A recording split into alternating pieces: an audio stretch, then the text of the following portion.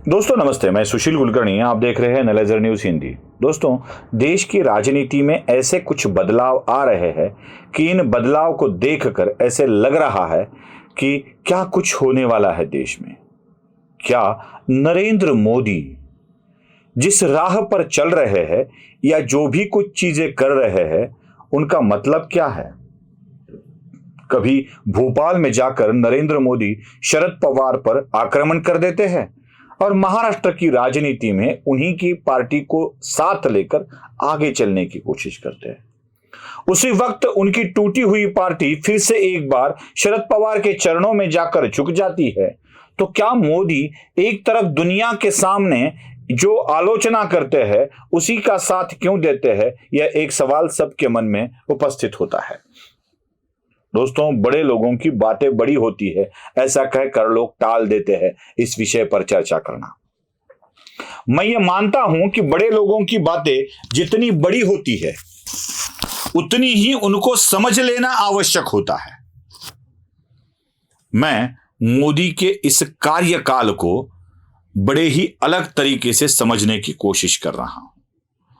लोगों को विस्मरण शक्ति का दोष बहुत है, लोग जल्दी भूल जाते हैं, इसलिए उनको हर एक बार नई और अच्छी चीज देनी पड़ती है। मैं तो मानता हूं कि कुछ बड़ा करने से पहले छोटी छोटी चीजों में मोदी उलझा देते हैं।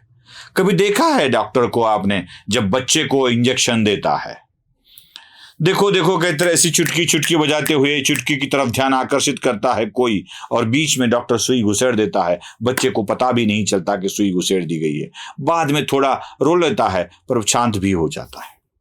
उसी तरह कुछ बड़ा करने से पहले मोदी ध्यान अलग हटा देते हैं। देखो ना, कितने बड़े बड़े निर्णय हुए और भी कुछ होने वाले हैं। मैं किए हुए निर्णयों के बारे में ज्यादा नहीं बोलने वाला हूं, आगे क्या होने वाला है इसके ऊपर ज्यादा चर्चा करने वाले हैं। क्या नहीं किया मोदी ने? ट्रिपल तलाक का मामला सुलझा दिया, बंद कर दिया ट्रिपल तलाक को। न जाने कितने मुस्लिम परिवार में इसका अच्छा परिणाम हुआ। न जाने कितनी मुस्लिम महिलाएं मोदी को आशीर्वाद दे रही है, कह रही है कि तेरे घर में बरकत हो, हमारी जिंदगी को नर्क से उठाकर अच्छा बना दिया। ट्रिपल तलाक वाला मामला, जब मोदी महबूबा मुफ्ती से अलायंस करके सत्ता में चले गए तब न जाने कितनी आलोचना हुई। आज भी वो आलोचना सहनी पड़ती है। आज भी लोग महबूबा मुफ्ती के साथ क्यों गए ये बात बोलते फिरते हैं। महबूबा मुफ्ती के साथ जाने के कारण सरकार को जब चाहे गिराने का मौका मोदी को मिला और धारा 370 हटाकर जम्मू कश्मीर राज्य को ही राज्य का दर्जा निकालकर उसको 3 भाग बनाकर यूनियन टेरिटरी में सहभागी करने का मौका मोदी जी को मिला। जो राज्य का प्रश्न कई 70 सालों से पड़ा हुआ था उसको खत्म कर दिया, एक ही झटके में खत्म कर दिया। ब्लैक मनी का मामला ऐसे ही सामने आया। भ्रष्टाचार का पैसा है, हटा दिया, एक वक्त ही हटा दिया सारा का सारा पैसा दुनिया से, और सबको इन चीजों को बैंकिंग करने के लिए मजबूर कर दिया गया।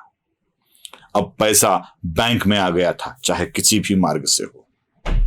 न जाने कितनी बातें।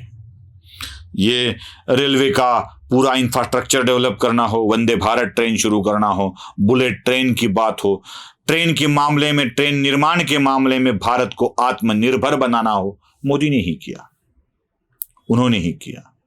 जब भारत आत्मनिर्भर हो जाता है ट्रेन के मामले में तो बहुत सारा पैसा बच जाता है। आज आपको बता दूं, पेट्रोलियम जगत में देश के लिए भारत एक लॉन्ड्री बन गया है। दुनिया से कच्चा तेल भारत में आता है, उसको रिफाइन किया जाता है और दुनिया को भेजा जाता है। सस्ता तेल मिला, रिफाइनरी का बिजनेस मिला और देश के आर्थिक विकास की गति बहुत प्रचंड वेग से आगे जाने लगा। ये सब करते हुए आने वाले काल में मोदी के मन में और भी कुछ विचार हो सकते हैं। मैं ज्यादा तो बात नहीं करूंगा, 4 मुद्दों पर बात करने वाला हूं, जिसमें से एक हो गया है चांद्रयान वाला मुद्दा, वो हो गया है। अब चांद्रयान 23 अगस्त तक चांद्रयान की ही चर्चा चलती रहेगी और भारत फिर से एक बार अपनी ताकत दिखा देगा अंतरिक्ष में।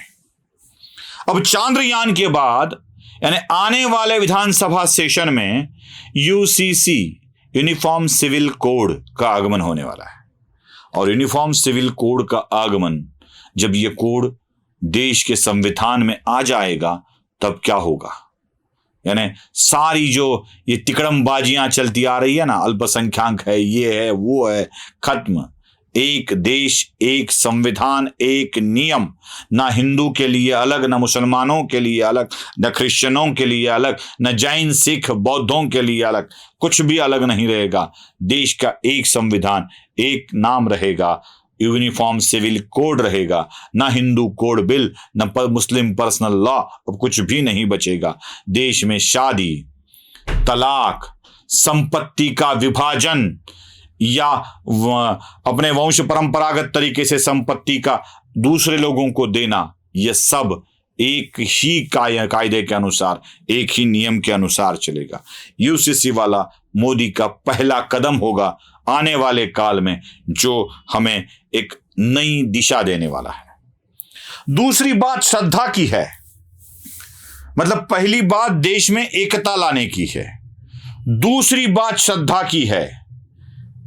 रामनवमी के पहले जनवरी महीने में जब सूर्य की किरणें सीधा रामलला के मुख पर विराजमान होगी, तब देश के आस्था का प्रतीक बनने वाले रामलला के मंदिर का शुभारंभ किया जाएगा और देश फिर से एक बार राम नाम की धुन में गूंज उठेगा। हम कथा सुनाते कहने लगेंगे, गाने लगेंगे लोग और राम भक्ति में तल्लीन हो जाएंगे। ये दूसरी बात। और तीसरी एक बात, मैं ये दावा नहीं कर रहा हूं, बिल्कुल दावा नहीं कर रहा हूं, अगर ये होती है तो देश के स्वाभिमान की बात होगी। पिछले कई वर्षों से जो जख्म हमारे दिल पर लगा है, हाथ पर लगा है, पैरों पर लगा है, वही एक